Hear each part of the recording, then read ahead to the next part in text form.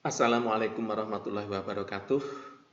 Selamat datang siswa baru SMK Negeri 1 Ponorogo tahun pelajaran 2021-2022. Sekali lagi saya ucapkan selamat Anda menjadi warga baru SMK Negeri 1 Ponorogo. Karena Anda sudah menjadi warga SMK Negeri 1 Ponorogo, maka secara tidak langsung kalian terikat oleh aturan-aturan yang ada di SMK Negeri 1 Ponorogo. Nah, pada kesempatan kali ini saya akan membahas tentang tata tertib serta didik SMK Negeri 1 Ponorogo. Apa saja tata tertib di SMK 1 Ponorogo? Nah, kita bahas bersama.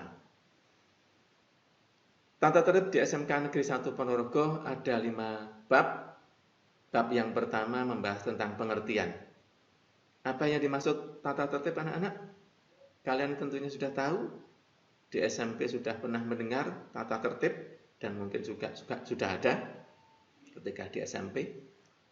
Oke, ada yang tahu? Nah, kalau sudah lupa, saya akan mengingatkan kembali bahwa yang dimaksud tata tertib adalah segala peraturan yang sifatnya wajib atau harus ditaati atau dilaksanakan. Bab yang kedua berisi tentang kewajiban-kewajiban siswa. Pasal yang pertama berkaitan dengan kehadiran siswa. Butir yang pertama. 10 menit sebelum jam pertama dan 15 menit sebelum upacara dimulai, siswa sudah hadir di sekolah. Butir yang kedua, keterlambatan hadir kurang dari 10 menit diperbolehkan masuk kelas atau mengikuti pelajaran seizin guru piket. Butir 1, 2 ini menjelaskan bahwa kalian semua diharapkan hadir di sekolah ini jangan sampai terlambat. Butir yang ketiga, keterlambatan lebih dari 10 menit tidak diperbolehkan masuk atau mengikuti pelajaran dan akan diberikan izin masuk pada jam berikutnya setelah mendapat surat izin dari guru piket dan petugas tatib sambil menunggu pergantian jam. Siswa mendapat pembinaan oleh tim tatib.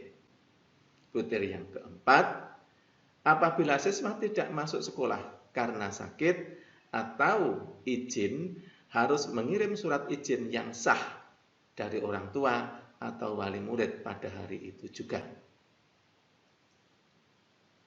Butir yang kelima, jumlah kehadiran selama 1 semester sekurang-kurangnya 90% hari efektif sekolah. Dan apabila tidak terpenuhi, maka dinyatakan tidak memenuhi syarat untuk penentuan kenaikan kelas. Jadi harapannya Anda masuk rajin, masuk 100%. Butir yang keenam, apabila siswa akan meninggalkan sekolah sebelum jam belajar sekolah berakhir oleh karena sakit, harus minta izin kepada wali kelas dan guru piket. Apabila izin keperluan lain, harus diizinkan oleh orang tua dengan seizin wali kelas dan guru piket. Butir yang ketujuh, wajib mengikuti semua kegiatan belajar mengajar sejak jam pertama hingga jam terakhir, serta pulang secara bersama-sama setelah tanda bel pelajaran terakhir dibunyikan. Artinya, Anda tidak diperkenankan untuk bolos. Butir ke-8, berada di dalam kelas pada jam-jam kegiatan belajar mengajar dan tetap berada di dalam lingkungan halaman sekolah pada saat jam istirahat. Butir yang ke-9, wajib mengikuti upacara yang ditentukan oleh sekolah. Nah, ini anak-anak contoh surat keterangan untuk meninggalkan atau mengikuti pelajaran. Surat ini diperlukan atau Anda bisa minta kepada petugas piket jika Anda terlambat kurang dari 10 menit. Atau jika Anda memiliki keperluan saat Anda mengikuti pelajaran. Jadi ketika di kelas, kemudian Anda punya kegiatan, punya keperluan lain, maka surat inilah yang harus Anda minta ke petugas piket. Hati-hati, surat keterangan ini berbeda dengan dispensasi. Umumnya anak-anak belum paham beda antara dispensasi dan surat keterangan ini. Dispensasi itu dibuat oleh pejabat yang berwenang. Kalau di sekolah kita, di SMK Negeri 1 Ponorogo, dispensasi dibuat oleh kepala sekolah. Jika dispensasi itu sifatnya keluar dari, digunakan di luar SMK Negeri 1 Ponorogo, dan jika digunakan di dalam lingkup SMK Negeri 1 Ponorogo, dispensasi dibuat oleh wakil kepala sekolah yang berwenang. Berikutnya pasal 2 berkaitan dengan pakaian seragam sekolah. Pada hari Senin dan Selasa mengenakan seragam OSIS lengkap dengan atributnya. Jilbab segi 4 warna putih bagi yang berjilbab dan bersepatu hitam kaos kaki putih. Butir kedua, pada hari Rabu dan Kamis mengenakan seragam alma mater kotak-kotak lengkap dengan atributnya. Jilbab warna putih segi 4 bagi yang berjilbab dan bersepatu hitam kaos kaki putih. Saya pikir sudah jelas itu. Butir yang ketiga, pada hari Rabu dan Kamis minggu pertama mengenakan seragam pragreen warna merah lengkap dengan atributnya. Jilbab segi 4 warna krem bagi yang berjilbab. Butir keempat, pada hari Jumat dan Sabtu mengenakan seragam pramuka sesuai ketentuan pramuka.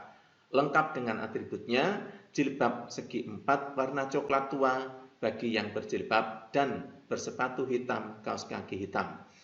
Nah, untuk butir yang ketiga anak-anak, di SMK Negeri 1 Ponorogo, khususnya minggu pertama setiap bulan, siswa diharapkan atau diharuskan mengenakan seragam pragreen, yaitu seragam jas merah.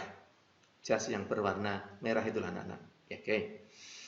Butir yang kelima, pada jam olahraga mengenakan seragam olahraga lengkap dengan sepatu olahraga bagi yang berjilbab warna jilbab sesuai seragam yang berlaku pada hari itu. Butir keenam, pakaian olahraga tidak diperkenankan dipakai pada jam pelajaran yang lain selain olahraga. Pada butir yang ke-6 ini anak-anak, kadang-kadang ada siswa itu yang menggunakan pakaian olahraga untuk mengikuti pelajaran di dalam kelas. Itu tidak diperkenankan. Butir yang ke-7, pada saat upacara dan mengenakan seragam pragreen, jilbab dimasukkan ke dalam baju. Butir yang ke-8, kaos kaki laki-laki harus di atas mata kaki dan perempuan di bawah lutut. Nah, butir yang ke-8 ini anak-anak, kadang-kadang pada anak laki-laki itu kaos kakinya dimasukkan dalam sepatu, jadi tidak ditarik sehingga berjubal di dalam sepatu. Itu tidak boleh anak.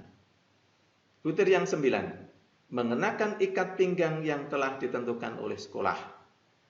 Butir yang ke-10, potongan dan bahan pakaian seragam serta atribut sesuai dengan ketentuan model yang telah ditetapkan oleh sekolah.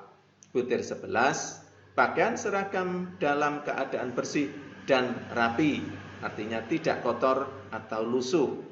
Ya silahkan pakaian disetrika yang rapi biar kelihatan cantik atau bagus. Butir 12, kemeja bagian bawah dimasukkan pada celana atau rok sehingga tampak ikat pinggangnya. Ya, seperti ini anak-anak, contoh seragam yang ada di SMK Negeri 1 Ponorogo. Untuk seragam Senin dan Selasa, warnanya putih abu-abu, baju dimasukkan pakai dasi. Kemudian seragam hari Rabu dan Kamis, yaitu kotak-kotak. Kemudian pada hari Senin dan Selasa minggu yang pertama, menggunakan jas merah dengan menggunakan jilbab yang sesuai. Kemudian seragam hari Jumat dan Sabtu, yaitu menggunakan pakaian seragam pramuka lengkap, menggunakan dasi atau setangan leher. Berikutnya, pasal 3, lingkungan sekolah. Butir yang pertama, ikut menjaga kebersihan dan keindahan lingkungan sekolah. Itu wajib. 2, membuang sampah pada tempat yang telah disediakan. Jangan membuang sampah di sembarang tempat. Karena lingkungan SMK Negeri 1 Ponorogo itu sempit. Kalau Anda membuang di mana saja, nanti tidak karu-karuan, kotor. Yang ketiga, membersihkan ruang kelas setiap hari oleh petugas piket kelas masing-masing. Sudah paham tentunya. Yang keempat, mengatur sepeda atau sepeda motor di tempat parkir sekolah secara teratur dan rapi serta dikelompokkan sesuai tempat parkir yang telah ditentukan. Jangan parkir di sembarangan, kemudian tidak tentu arahnya sehingga memenuhi space atau tempat parkir. 5, tidak melakukan coret-coret baik di dinding maupun meja belajar. Yang keenam, ikut menjaga kelestarian tanaman sekolah. Jadi jika tanamannya layu ya silahkan diberi air. 7, tidak merusak sarana atau prasarana yang ada di sekolah.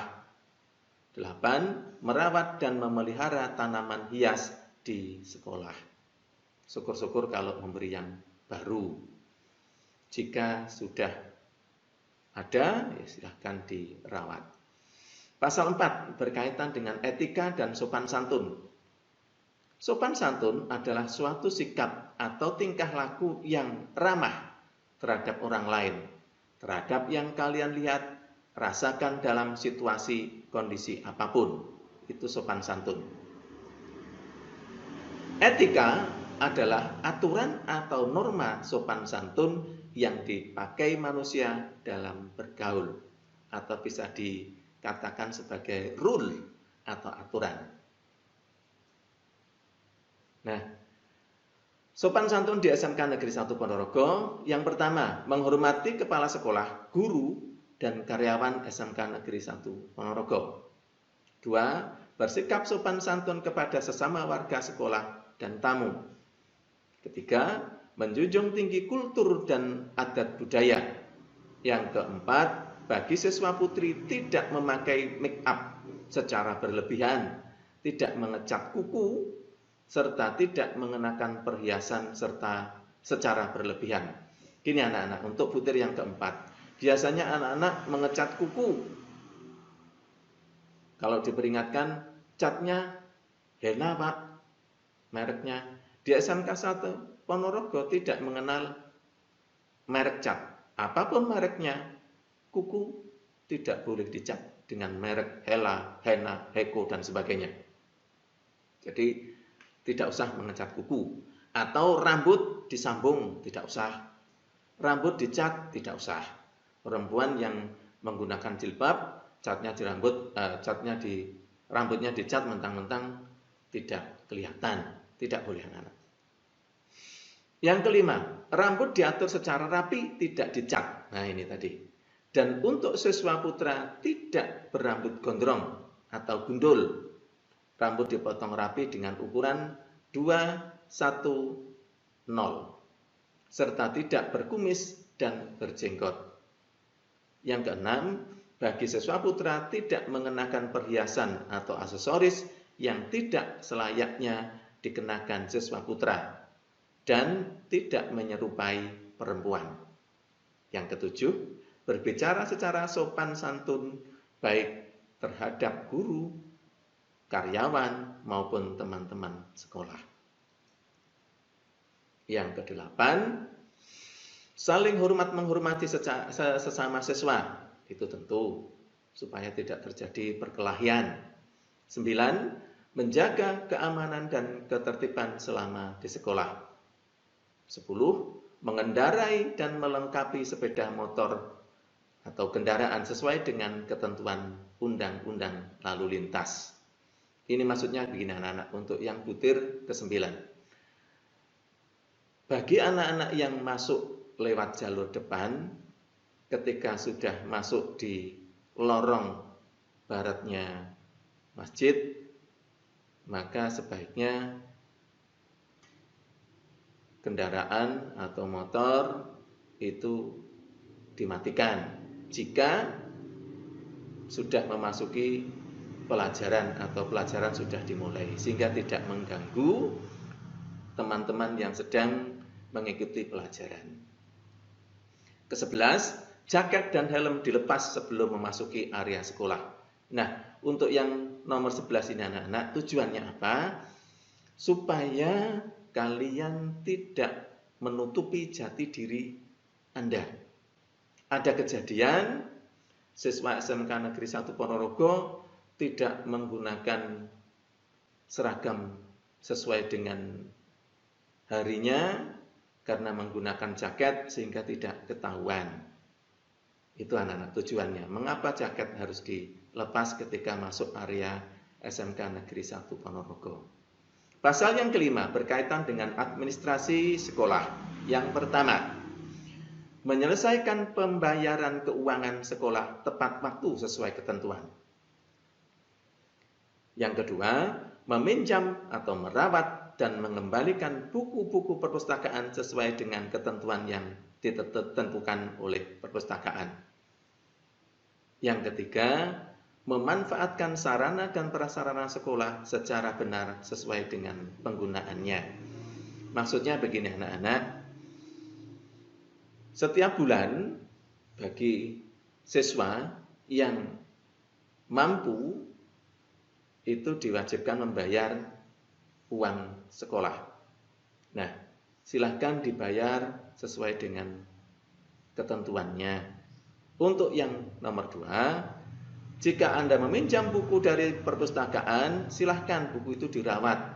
Jangan ditaruh di dalam kelas, di dalam bangku, sehingga bangku Anda, bangku di sekolah itu penuh dengan buku-buku dari perpustakaan yang tidak digunakan.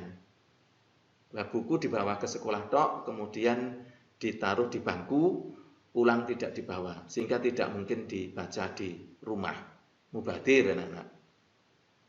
Pasal ke-6 berkaitan dengan kegiatan ekstrakurikuler dan pengembangan diri. Butir pertama, wajib mengikuti ekstrakurikuler atau pengembangan diri sekurang-kurangnya satu jenis kegiatan ekstrakurikuler atau pengembangan diri bagi kelas 10 dan kelas 11. Kedua, wajib mengikuti kegiatan lain yang ditentukan oleh sekolah. Selanjutnya kita bahas bab 3 yang berisi tentang larangan-larangan. Pasal 1 yaitu tentang tahapan sanksi. Butir 1. Melanggar kewajiban-kewajiban yang harus dipatuhi oleh siswa sebagaimana pada bab 2. Jadi yang sudah tertuang pada bab 2, kemudian anak-anak melanggarnya, maka akan mendapatkan sanksi. Yang kedua, meninggalkan sekolah sebelum berakhirnya kegiatan belajar mengajar tanpa izin atau membolos. Ketiga, berkeliaran atau berada di luar kelas pada saat jam-jam kegiatan belajar mengajar. Tentunya ini tanpa izin. Kemudian butir keempat, membawa sepeda motor yang tidak lengkap atau protolan ke sekolah. Yang kelima, memarkir sepeda motor di luar pagar sekolah. Yang keenam, mengendarai sepeda atau sepeda motor pada jam pelajaran di halaman sekolah. Ketujuh, membawa uang saku secara berlebihan. Sedangkan yang ke-8, bertingkah atau berbicara, teriak-teriak, dan berbuat onar yang mengundang kerawanan sekolah. Berikutnya yang ke-9, berpacaran di lingkungan sekolah baik pada saat jam-jam sekolah maupun di luar jam sekolah. Kesepuluh, membawa senjata tajam atau sejenisnya yang diperkirakan dapat dipergunakan untuk hal-hal yang membahayakan diri sendiri maupun orang lain. Sedangkan yang ke-11, berkelahi di antara sesama siswa SMK Negeri 1 Ponorogo maupun siswa atau orang lain di luar SMK Negeri 1 Ponorogo. Yang ke-12, merokok selama masih mengenakan seragam sekolah, baik di sekolah maupun di luar sekolah. Untuk nomor 12 anak-anak, kenapa dilarang? Karena Anda masih menggunakan identitas sekolah. Kemudian yang ke-13, berjudi atau hal-hal yang bisa diindikasikan perjudian. Ke-14, mengambil barang-barang yang bukan miliknya atau mencuri. Yang ke-15, melakukan pemerasan atau sejenisnya yang bersifat atau diindikasikan premanisme. 16, melakukan pelecehan atau penghinaan kehormatan martabat guru, karyawan, maupun sesama peserta didik. Ke-17, membawa buku bacaan atau kaset video atau HP yang memuat video pornografi. Ke-18, membawa atau mengkonsumsi, mengedarkan obat-obat terlarang, narkoba, maupun minuman keras, baik di sekolah maupun di luar sekolah. 19, pelecehan seksual dan perbuatan tidak senonoh. Ke-20, menikah, hamil, atau menghamili. Ke-21, melakukan semua tindakan dalam kategori tindakan kriminal. Ke-22, bertato, jadi memberi warna atau menghias pada kulitnya. Ke-23, memalsukan dokumen administrasi sekolah. Ke-24, menggunakan alat komunikasi elektronik atau HP dalam kegiatan pembelajaran atau evaluasi tanpa izin dari bapak atau ibu guru. Nah, selanjutnya bab keempat, yaitu tentang sanksi-sanksi. Pasal 1, tahapan sanksi.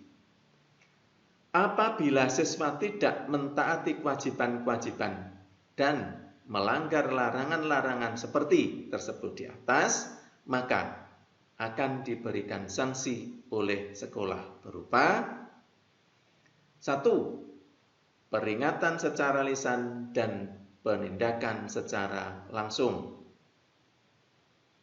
Jadi ketika anak melakukan kesalahan atau pelanggaran, maka diperingati secara langsung. Kedua, peringatan secara tertulis. Maksudnya anak disuruh membuat surat pernyataan, baik yang bermaterai maupun tidak bermaterai. Ketiga, pemanggilan orang tua atau wali peserta didik. Yang keempat, skorsing, tidak boleh mengikuti pelajaran.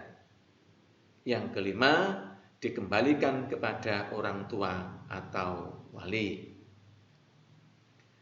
Pasal 2, peringatan secara lisan dan penindakan secara langsung. Diberlakukan bagi siswa yang melanggar tata tertib peserta didik yang bersifat kategori ringan. Yang pertama, tidak mematuhi kewajiban sebagaimana bab 2, kewajiban-kewajiban siswa. 2, melanggar larangan-larangan sebagaimana bab 3, pasal 1. Yang ketiga, penindakan langsung dapat berupa hukuman pembinaan yang bersifat mendidik. Pasal 3, peringatan secara tertulis. Diberlakukan bagi siswa yang melanggar tata tertib peserta didik yang bersifat pembinaan awal. Butir pertama, melanggar kewajiban sebagaimana bab 2 secara berulang kali. Jadi sudah diberi peringatan secara langsung, oleh Bapak Ibu guru, akan tetapi siswa masih mengulangi terus-menerus maksudnya pada butir pertama. Butir kedua, tidak mengindahkan peringatan secara lisan dan penindakan secara langsung sebanyak 3 kali sebagaimana ketentuan bab 4 pasal 2. Butir ketiga, melanggar larangan-larangan sebagaimana bab 3 pasal 1. Butir keempat, peringatan tertulis berupa surat pemberitahuan kepada orang tua atau wali. Yang kedua, surat pernyataan atau janji siswa yang diketahui oleh orang tua atau wali. Butir kelima, peringatan tertulis untuk sebuah pelanggaran diberlakukan sebanyak-banyaknya 3 kali dan selebihnya dilakukan tahapan pemanggilan orang tua atau wali dari peserta didik. Pasal keempat, yaitu berisi tentang pemanggilan orang tua atau wali. Diberlakukan bagi siswa yang melanggar tata tertib peserta didik yang bersifat pembinaan bersama. Butir 1. Telah melalui tahapan pembinaan sebagaimana disebutkan pada bab 4 pasal 2 dan pasal 3. Butir 2. Pemanggilan orang tua atau wali peserta didik yang bersifat mendesak dapat dilakukan melalui telepon atau sarana komunikasi yang lain. Pasal 5. Berisi tentang skorsing tidak boleh mengikuti pelajaran.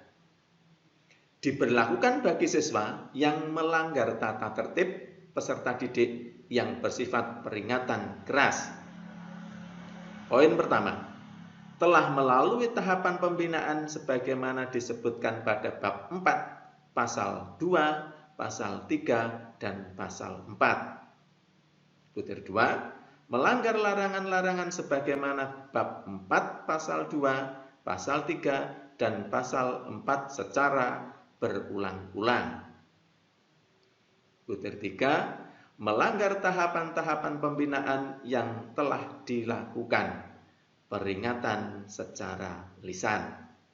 Sedangkan butir 4, peringatan secara tertulis atau pemanggilan orang tua wali murid peserta didik. Pasal ke-6, dikembalikan kepada orang tua atau wali. Diberlakukan bagi siswa yang melanggar tata tertib peserta didik yang bersifat dengan kategori berat.